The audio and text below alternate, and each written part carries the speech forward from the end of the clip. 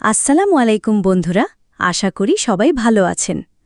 আজকে আমি আপনাদেরকে এক্সপ্লেন করে শোনাব জাপানি হরর মাঙ্গা উজুমাকি এর প্রথম চ্যাপ্টার। এটা সাধারণ কোনো হরর গল্প না, এখানে ভয় আসে এক অদ্ভুত জিনিস থেকে, আর সেটা হলো স্পাইরাল। শুনতে সাধারণ লাগলেও এই আকৃতি ধীরে ধীরে একটা পুরো শহরকে অভিশাপে ডুবিয়ে দেয়। তাহলে চলুন বেশি দেরি না করে শুরু করি উজুমাকি চ্যাপ্টার 1 দ্য স্পাইরাল অবসেশনের ভয়ঙ্কর যাত্রা। কিরিয়ে গোশিমা থাকত এক অদ্ভুত শহরে, নাম কুরোজুচো। সমুদ্রের ধারে পাহাড়ে ঘেরা ছোট্ট এক শহর।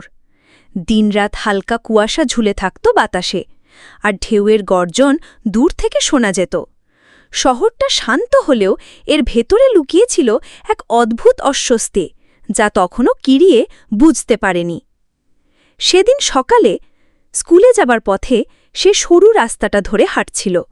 ঠিক তখন রাস্তার একপাশের ঘন ঝোপের ভেতর কিছু নড়ল। কিরিয়ে কৌতূহলবশত থেমে গেল। মাথা ঝুঁকিয়ে দেখল সেখানে এক লোক হাঁটু গেড়ে বসে কিছু একটা গভীর মনোযোগে দেখছে।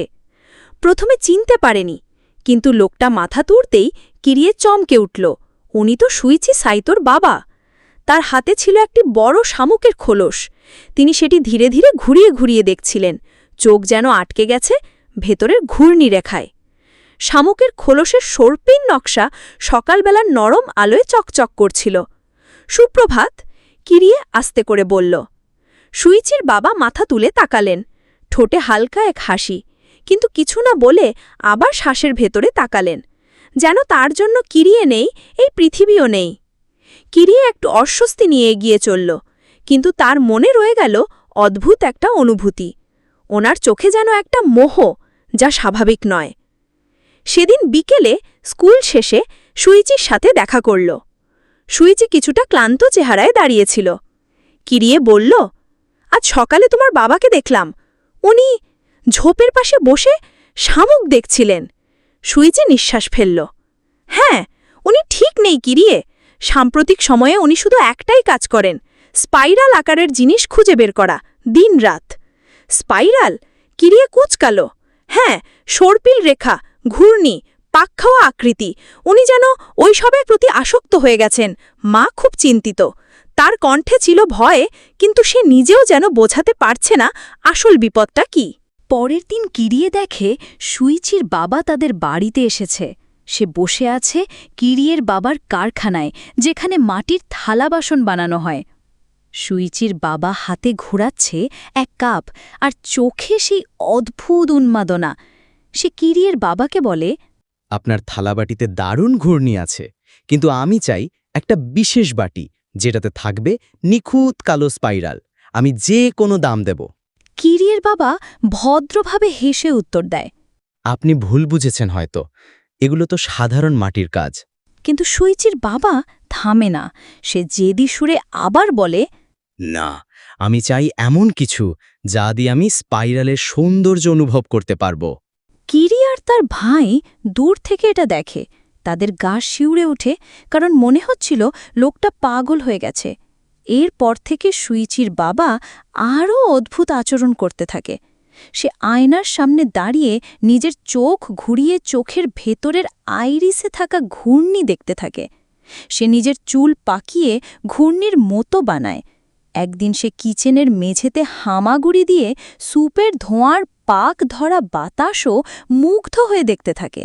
পরের দিন স্কুলে যাওয়ার পথে কিরিয়ে আর শুইচি হাঁটতে হাঁটতে একটা জায়গায় পৌঁছায়, যেখানে বাতাসে একটা ঘূর্ণি ঘূর্ণি আওয়াজ শোনা যায়।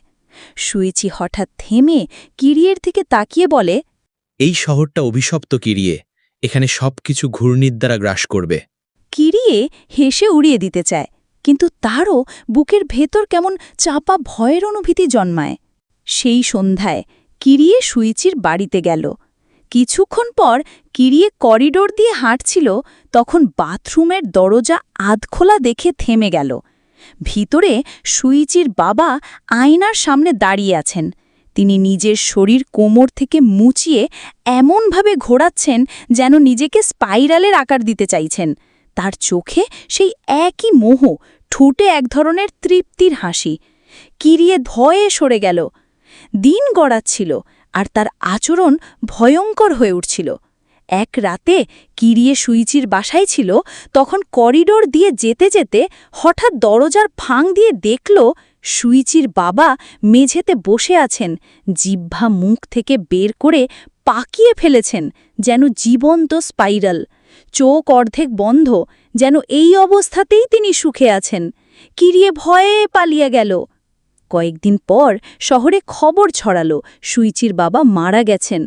সবাই অবাক, কারণ মৃত্যুর সময় তিনি নিজের শরীর এমনভাবে মুচিয়েছিলেন যে পুরো মানুষটা এক বিশাল স্পাইরালের মতো হয়ে গিয়েছিল। তার পিঠ বাঁকানো, হাত পা গুটিয়ে মাথা প্রায় হাঁটুর কাছে, যেন মৃত্যুর পরও তিনি স্পাইরাল হয়ে বেঁচে থাকতে চান। অন্ত্যেষ্টিক্রিয়ার দিনে চিতায় তার দেহ পোড়ানো হচ্ছিল।